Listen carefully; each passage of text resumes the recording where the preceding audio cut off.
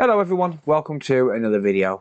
Earlier on today I went and paid £60 for this broken Nintendo Switch. Apparently it doesn't turn on and we're going to try and fix it. But before we do that, if you are new to the channel and you enjoy this type of content, then I would really appreciate it if you hit subscribe and turn on the bell notifications, and that way you don't miss any future videos. So this Nintendo Switch was listed on Facebook for £60, which is around about 95 US dollars, and it's not a bad price for a Nintendo Switch. It comes with the original Nintendo Switch charger, which has actually been pack tested, which is pretty good. So that's going to give someone a little bit of comfort in knowing that the Switch charger is safe. But it also comes with the Joy-Cons. So apparently the Switch doesn't turn on, and apparently one of these Joy-Cons has got a little bit of drift, which we're going to try and fix in this video as well. So the Nintendo Switch itself is a Nintendo Switch original. I don't think it's the exploitable one, but it does come with a 128GB micro SD card as well, which is a nice bonus to have. So let's get this thing looked at. Hopefully we can figure out what's going on, and hopefully we can get it working. Right, we are. So like I said, this comes with the original charger as well, and it also comes with a set of blue and red Joy-Cons. It also comes with the 128GB micro SD card, so that's a nice little added bonus. That's probably, £15 worth on its own. But just in the Joy-Cons and the SD card alone, without the Switch itself, we've probably got our money's worth. So no matter what, we should make some money on this. So like I said, this apparently doesn't turn on. I haven't actually had any kind of look at it yet. I've literally just been and picked it up. I went and picked it up in person because it wasn't too far away, something like 17 miles or something like that. So I went and picked it up in person, and the person said that he hasn't turned it on for about a year, and then all of a sudden it just don't work. So my initial thoughts are, could the battery just be completely flat? That is possible, but it is also possible that something else has happened. So if I just plug this in here, let's see what's going on. Okay, it does activate the charger. And we get 15 volts, well 14.93 volts, give or take the voltage drop. So 15 volts at 0.10 amps. So we get 100 milliamp current draw on this, which could indicate a bad battery, but it could also indicate a bad M92T36. So it could be a couple of different things, but as you can see there, it does negotiate 15 volts successfully on that power brick. So let's get this apart, and then we'll see what's going on. So this is in fairly good condition as well. There's not really any scratches on the screen, a couple of little minor blemishes, but that's, it's normal. I mean, these switches are, what, 3 years old now? The person who I bought it from said he had it from brand new, hasn't used it for about 12 months. So we're going to see if he's telling the truth. Hopefully he is. There wasn't a free game in it, I did look for that. It's nice when you get a free game sometimes, but it's not very often. Very, very rare. I do want to give a shout out to someone while I'm waffling on a little bit. So there is a pretty funny dude on YouTube. He tends to fall off his chair quite a lot, which is pretty funny. Chris from iFix Consoles. So he's got a relatively small channel, but he does a lot of, Xbox One S's, Nintendo Switches, things like that. And yeah, he's a great guy. He really supports the channel. He's always there in the community, helping other people out. So I would really appreciate it if you go and check him out. There'll be a link to his channel, along with quite a few others, in the video description. Okay, so now that we're inside the console, the first thing I want to do is I want to run a couple of tests on the board before I go any further, because if this is a dead CPU, for example, then I don't want to waste any more time on it. So I unplug the battery, make sure that the battery is unplugged, because otherwise we're going to get some false readings. And then I'm going to take the multimeter and I'm going to do some tests in continuity mode. So what that's going to do is it's going to allow me to find out whether there's a short to ground on any of the main areas. So with the meter in continuity mode, that's going to have like a little speaker sign just there. Sometimes it'll have a diode sign, so it'll have this diode symbol. You can do it in diode mode, but diode mode on my multimeter doesn't beep, so I always have it in continuity mode for that. So what we do is pop one probe on ground, and the other probe we're going to test some of these capacitors just around M92T36 first of all. I'm not going to test the fuse because it is taking power in, so that fuse is going to be good. So I'm not going to worry about that.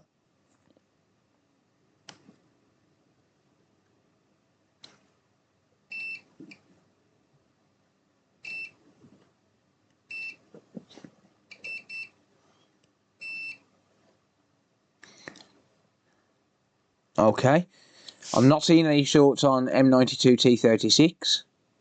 Just test around this MOSFET here. That seems good. Let's test this coil. So there's a 2 ohm coil here on the battery circuit, and that beeps as you can hear, so that is absolutely fine.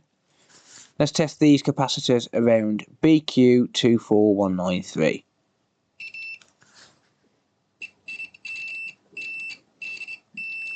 Hello, here we go. Okay, we have a short on this capacitor just here.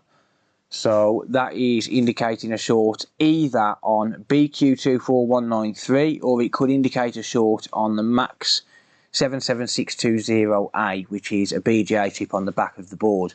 So it could be linked to BQ24193, or it could be linked to that bigger chip on the back. Okay, and as you can see there, just next to that coil, we do have a burn mark on BQ24193. So BQ24193 is the battery management chip. So that's responsible for taking power from the battery, but also for charging the battery as well. And because we've got a short on there, it could be the cap itself. It's usually this chip here, and it's very rare that these actually go as opposed to the other chips on the board. So as you can see there, we do actually have a short there on that coil as well because of it. Alright, so I'm going to get this thing apart then. I'll fast forward through this bit, it's kind of boring.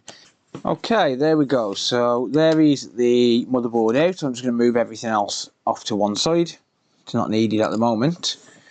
And then I'm just going to take a look on the back of the board and just see if we've got any signs of damage here. And a visual inspection would say no. So the chip I'm referring to is just on the back of the board just here. So this chip here is a MAX 77620A, and that's a power management IC. It's not very often that goes bad, but when it does, it usually takes out BQ24193 with it. So that could be bad, but the best thing to do in this situation is to start removing components this side. And the reason I say start is because the first component I'm going to remove is the capacitor, because I would rather replace a capacitor than a chip. So let's get under the microscope and then we'll take it from there. Alright, so what I've done here is I've hung the motherboard over the edge of the table. And the reason for that is because, as you can see here, we've got not one, not two, but 3 plastic connectors. So the problem with that is that if we use any hot air on the top of the board, then what's likely going to happen is we're going to end up with melted connectors. And that's just more work. So what I do is I use the hot air gun from underneath the board. So just out of frame here, you'll see the hot air. And what I'm going to do is I'm going to heat up the area, and then I'm going to remove the components from the top. So heating the area up will transfer the heat. It just takes a little bit longer, but it's also a lot safer because it means that we haven't got to worry about damaging the plastic connectors. It won't take too long. I've got my hot air set at 440 degrees Celsius at 40% airflow. It's kind of my go-to temperature. And as you can see, that really didn't take long at all. And I've just realised you can't actually see, it's slightly out of frame. I apologise about that, but I have just removed that capacitor. I'm going to be changing that capacitor anyway because it is burnt, so I would have removed that no matter what. But before I go ahead and take off a chip, I'm going to test it again and just see if we've still got a short, because it could be a bad capacitor, or it could be the chip itself, or the chip on the back. So I'm metering continuity mode. And well, I'll be damned.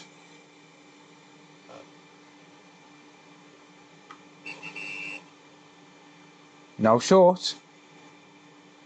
Look at that. Have we just fix this problem for what? A 2 pence component? Well, time is going to tell.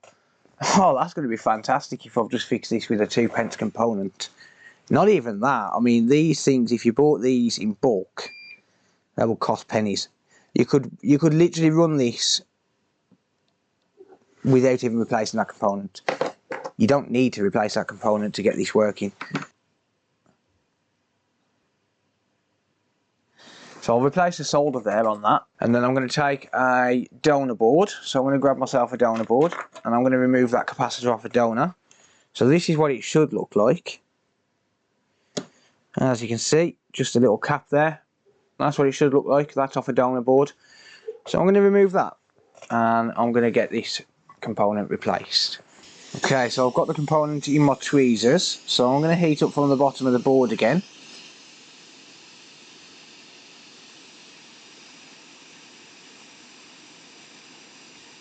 Okay, I can see that solder is molten there.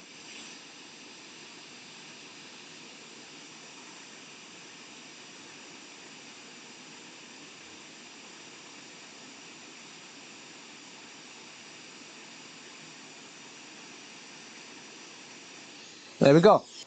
That component's replaced. So what I'll do now is just use a little bit of isopropyl alcohol, sizzle,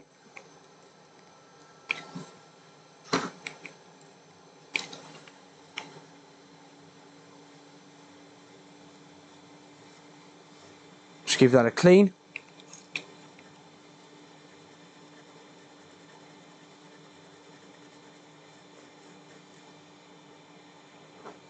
And jobs are good. Okay, so let's just test again, make sure that short doesn't come back. It shouldn't do, but we always want to check again wherever possible. And yep, so if you look here, this side is ground, this side no short. Excellent, fantastic. Right then, well, okay, so that's that. So there's the donor board I was using. Cool.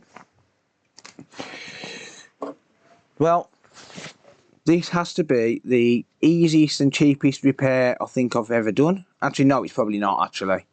I bought one that was liquid damaged a few months ago, and it just turned out to have a little bit of corrosion on the backlight ribbon. Cleaned it up, worked perfect. Still working to this day, my partner's got it. Well, this might be the cheapest fix, other than free. So literally a couple of pence on a component, and this should technically be working now. I'm not seeing any other issues. So what I'm going to do now is just get this back together enough to test. So I'm not going to screw anything down apart from a couple of screws which not necessary, but they're necessary in order to be able to test it and then just put it straight back together without taking it back apart again. So there's a couple of screws which I can't access once the game card reader's in. So I'll screw those ones in, but that's literally it. Alright, so like I said, there's a couple of screws which I want to put in. So there's one here and one here.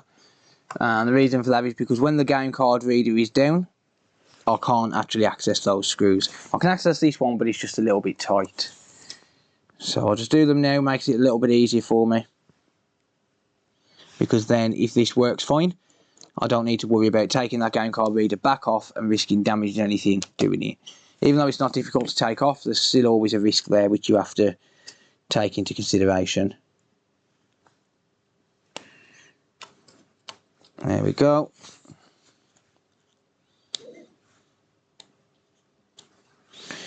Okay, I'm also going to secure the game card reader down because I'm going to be testing a game in it.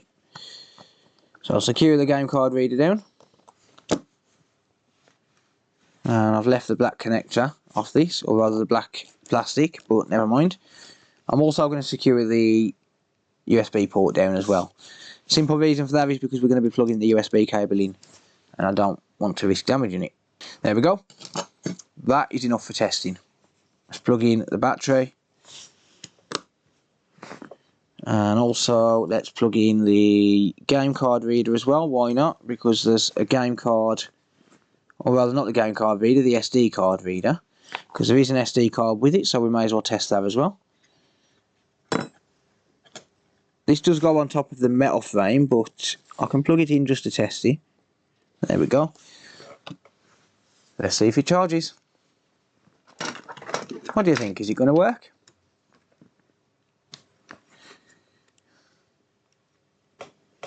Here we go.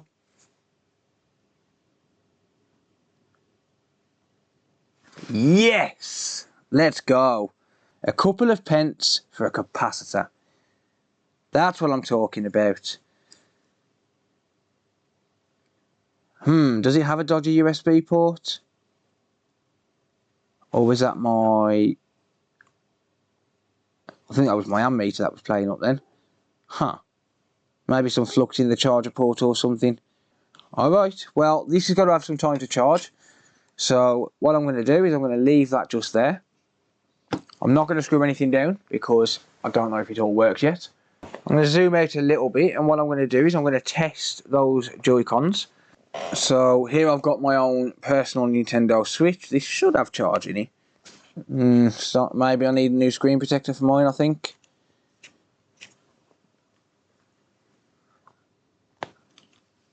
Alright, so I'm going to disconnect my Joy-Cons there. Let's grab that one there, and there's one hiding just here as well. So these Joy-Cons came with it. Let's test it while we're waiting. That connects.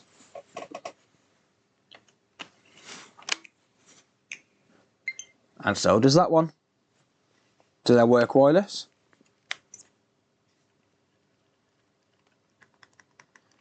I'm dead. Completely dead. Okay, are they charging? Yes, they are. They are charging, but they are dead. Okay.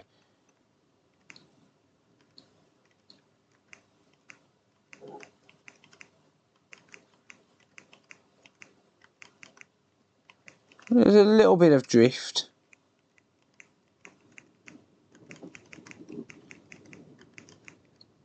Actually, that could have just been a little bit of dust, because that seems fine now.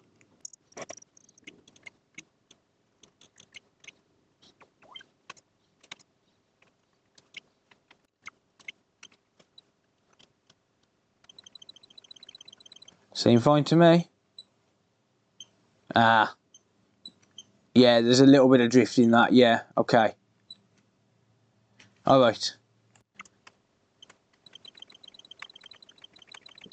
So the red one's fine, the blue one does need a new analog stick. Now, like I said, I don't actually have any brand new analog sticks. But what I can do is I can take one from a used console, and I can try replacing that to see if it fixes it. So I've got to wait for that to charge anyway. So I'm going to pop this to one side, I'm going to turn it over so it doesn't short out on anything. I'm just going to leave that there to charge. It's currently on 0.14 amps, which means that it's still quite dead. We need that to bump up to around about 0.86 amps in order to be able to get it to turn on. So it needs to start fast charging. I'm going to take apart this Joy-Con. I will say now that I don't usually do Joy-Con repairs. You know, I'll fix my own Joy-Cons, but I can't make it viable to fix Joy-Cons for customers, unfortunately. Okay, so taking the Joy-Con apart then, let's just zoom in. So we've got the battery just here. So I'm going to pop that there, just take it off, and disconnect the battery. Always disconnect your batteries first. And then I'm going to take a PH0. I'm going to remove this screw here, and that screw there, and that screw there. Just remove this housing. Let's remove that screw there, this ribbon, and just take out that screw there as well. Analog removed. So I'm going to grab a new analog, and then I'll get it fitted, and hopefully it fixes it, and hopefully that's charged a little bit by then as well. We're on 0.24 amps on the current draw on that, so shouldn't be too much longer on that as well. So I'm going to grab a replacement analog stick. Right then, ladies and gents, so I've just been through my stock, and I do actually have some replacement analogs. So I think these are new, just a little bit dusty. Like I said, I don't really do controller repairs, so yeah. That's flickering on and off now, which means that it's actually turned on. That's one of the downfalls about that thing, it flickers on and off. But there we go. So when it actually boots up, it flickers on and off, but then it will work properly afterwards. So you just unplug it, re-plug it back in, it'll work fine. So, something to do with the way power delivery works or something, I don't know. But it does work. I'm out of breath now, if you can tell. So, all we've got to do here is just pop this new analog in and then try and actually get the ribbon in. Okay, that's that done. So let's just screw this back in. These are all the same size screw, by the way, so don't worry about mixing them up or anything like that. Just secure this back in.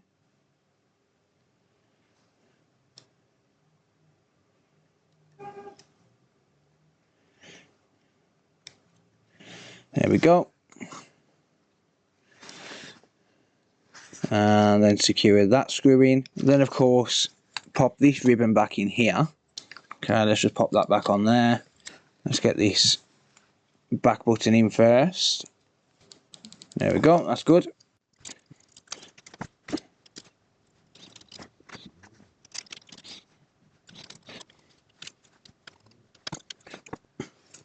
Let's just get the battery back in. Let's get the case back on. There we go. Lighting up. Very nice. Okay, let's switch back to the Y0 screwdriver or Y00 screwdriver. And pop these 4 back in, and then I can test the actual switch as well.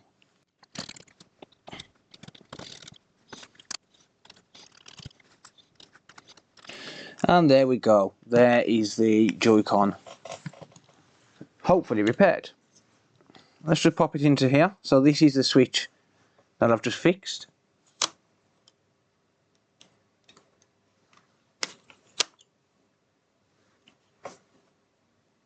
Huh. It's not working. That one is.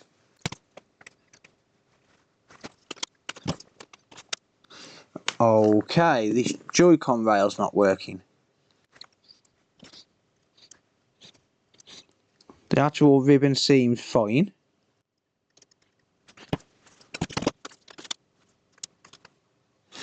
Yeah, the Joy-Con rail isn't working. Okay, so the Joy-Con rail's not working. That's fine. I can sort that out. I can get a new Joy-Con rail installed, and hopefully it'll work then. So I'll just unscrew these. So we've got 1, 2, 3, 4, and then I can unplug this. So the Joy-Con rail itself is faulty by the look of it. It's either that or there's another issue on the board. Okay, so I've got a brand new rail here. This is a brand spanking new Joy-Con rail. I buy these from AliExpress. So I'm going to pop that on there. There we go.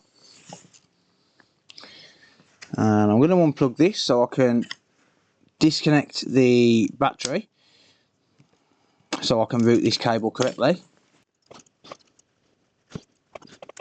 There we go. Just fold this round and pop it inside there, just like that.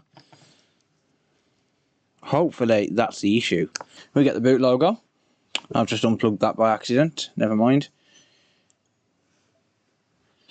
Alright, let's test it again. Still not connecting. Interesting. It's still not connecting to Joy-Con. It's still got another issue. Oh, that sucks. And this is why I didn't put it all back together. Okay, so what I'm going to do then is get it back apart and see if I can figure out this Joy-Con issue. I could well have knocked a component off using hot air from underneath. Okay, so these components here don't look too healthy. So what I mean by that is this little transistor here, this little voltage regulator, it looks a little bit burnt. So as far as I'm aware, this is part of the Joy-Con circuit. And Yeah, that component does look charred. And also this looks a little bit burnt as well. So these couple of components here, they look a little bit charred. So I'll just change them anyway, just for the sake of simplicity.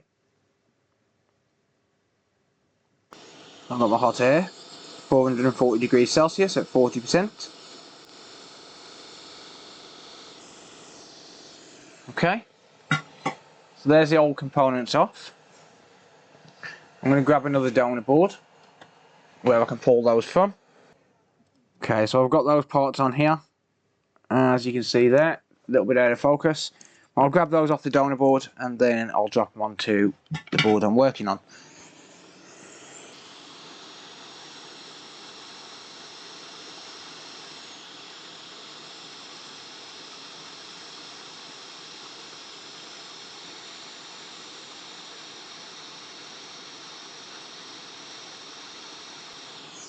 There we go. And replaced. Alright, so for simplicity's sake, I'm not going to worry about connecting anything else up apart from that one Joy-Con rail, the LCD and the backlight. Alright, let's give this a test now then. So we want the blue Joy-Con.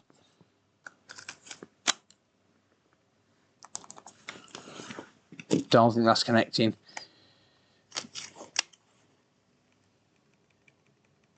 I don't think it's connecting. It's not.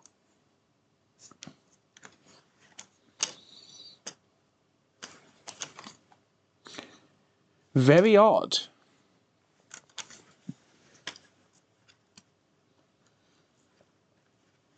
Actually, let's just power this back on and I'll go under the microscope while it's powered on, just see if we get any kind of power to the Joy-Con rail. Alright, so I'm just going to see if I get any kind of power at the Joy-Con rail here.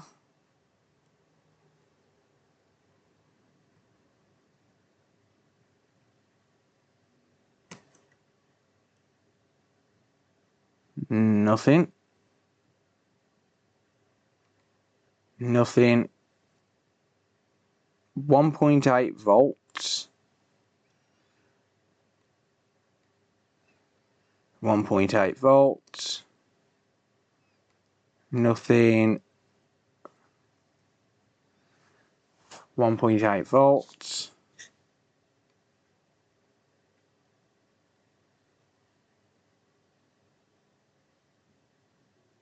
Nothing. And 1.8 volts. So I'm not 100% sure where I'm meant to get power, but I am getting 1.8 volts to it. Okie dokie, let's just see if I can figure anything else out here. Right, so it could be something to do with this little transistor here on the left hand side. I'm not sure, to be honest, where to test for these.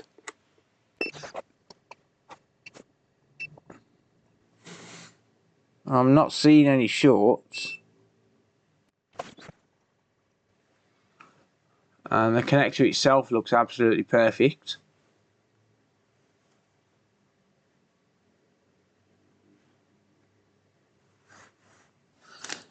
Just try another Joy-Con just to make sure. Nope. Nope. Let me try another rail. So that rail technically could be faulty. Like, it is always a possibility.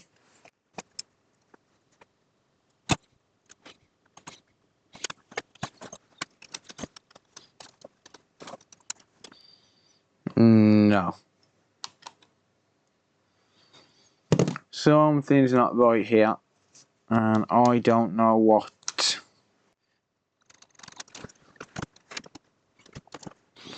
So it's still not connecting that Joy-Con. That left hand Joy-Con. I don't think it's a connector. In fact, it's very unlikely it's a connector. It does appear to be closing correctly. So let's just change this transistor here then.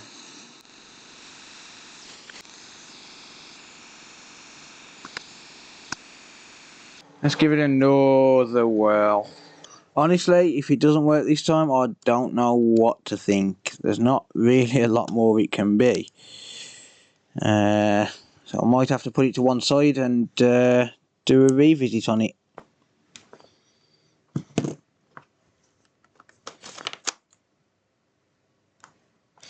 Wow. It's still not connecting.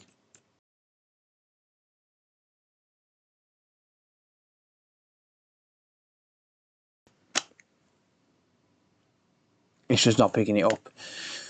So I think for now this is going to be left as partially fixed. I honestly don't know what else to change or what else to try and change.